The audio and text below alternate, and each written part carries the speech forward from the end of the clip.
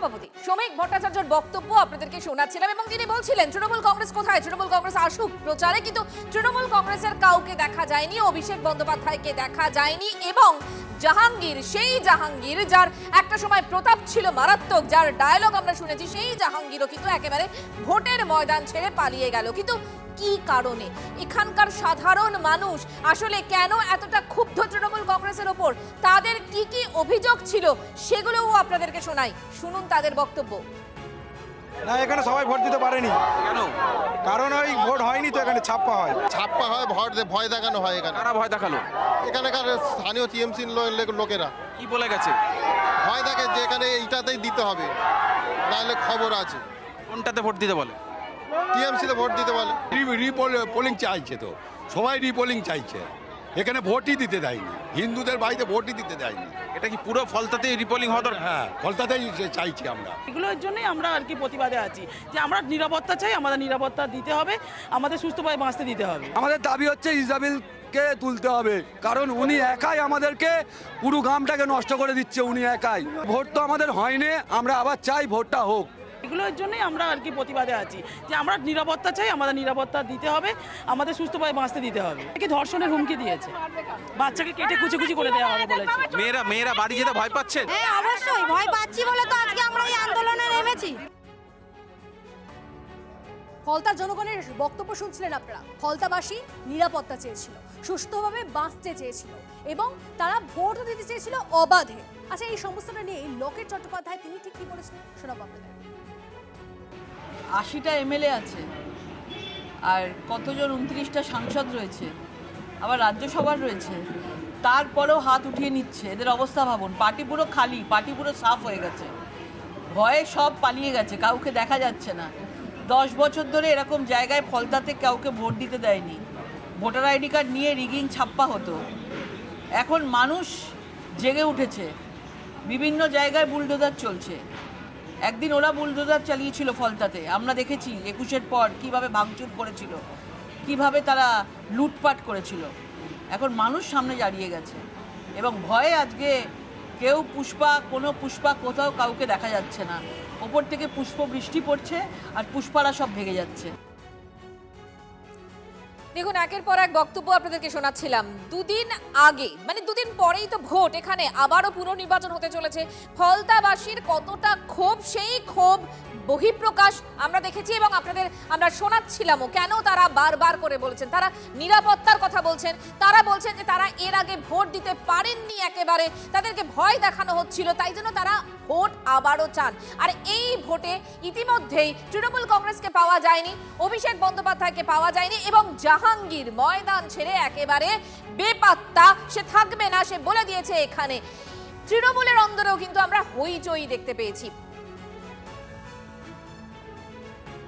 জাহাঙ্গীর কি স্বীকার করছে সেটা জাহাঙ্গীরই বলতে পারবে। জাহাঙ্গীরের মন্তব্য করার দায় এবং দায়িত্ব কোনোটাই আমার নয়।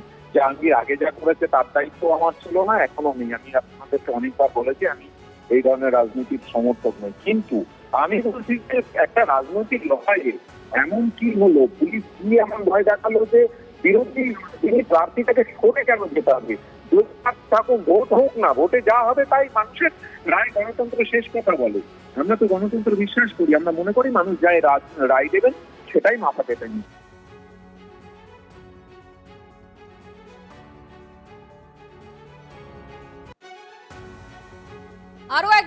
আরো একবার আপনাদেরকে জানিয়ে রাখি যে ফলতার পুনর্নির্বাচন, সেই পুনর্নির্বাচন ঠিক আগেই, দুদিন আগেই আজ প্রচার শেষ হচ্ছে, তার আগেই জাহাঙ্গীর ভোট ময়দান থেকে একেবারে পালালো, সরে দাঁড়ালো সে। পুষ্পা সে তো ঝুঁকেগা নেই, পুষ্পা ভয় পাবে কেন? তাহলে ভয়ের পরিবেশ তৈরি করেছিল কিনা একটা প্রশ্ন, আর যদি ভয়ের পরিবেশ হয়ে থাকে তাহলে পুষ্পা কেন ভয় পেল সেটা আর একটা প্রশ্ন। আমরা এই বিষয়ে এই মুহূর্তে আমরা এটা বিশ্লেষণ করছি, সব খবর নিচ্ছি বলতে পারবো না, তবে এটা ডায়মন্ড হারবার মডেল এরিয়ার অন্তর্গত। ফলে এখানে অভিষেক বন্দ্যোপাধ্যায়, তিনি মাননীয় সাংসদ, বিপুল ভোটে ওখানে জিতেছিলেন, নিশ্চয়ই তিনি বিচার বিশ্লেষণ করছেন, ও ব্যাপারটা উনি বলতে পারবেন। এখন হঠাৎ এই ভয়ের মহলের জন্য একেবারে ফলতা, যেটা প্রার্থী হাঁটাচলা করলে সেখানে বস বস বস বলে সব ভিডিও আসতো, সেই প্রার্থী হঠাৎ ভয় পেয়ে গেল কেন, সেই প্রার্থী হঠাৎ এই ধরনের ভিডিও দেখা যাচ্ছে কেন, এটা তো দলের পক্ষে খুব ভালো বিজ্ঞাপন নয়। ফলে নেতৃত্ব নিশ্চয়ই সেগুলো বিচার বিশ্লেষণ করে দেখবেন।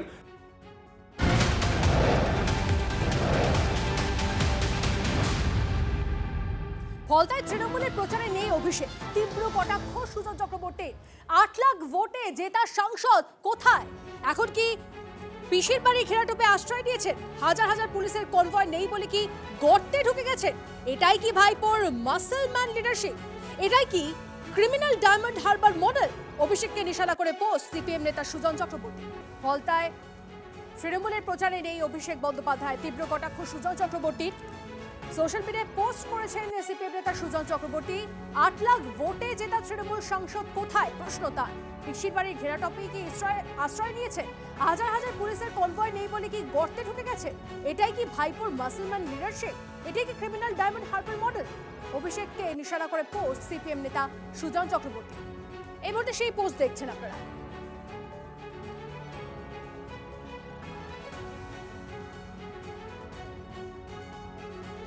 আমি সুজনদার বক্তব্য সব সত্যি করে নিলাম, যে সুজনদা যা যা বলছে অক্ষরে অক্ষরে সত্যি। অভিষেক ব্যানার্জি ফলতা আপনি বলতেই পারেন, পলিটিক্যাল কথা আপনি বলবেন, এটা স্বাভাবিক। ফলতা তৃণমূল এমনিও জিতবে, অমনিও জিতবে। একবার আপনাদেরকে জানিয়ে রাখি, এই মুহূর্তে যে খবরে নজর, সোশ্যাল মিডিয়ায় কটাক্ষ সুজন চক্রবর্তীর। পিসির বাড়ির ঘেরাটোপে কি তাহলে আশ্রয় নিয়েছেন?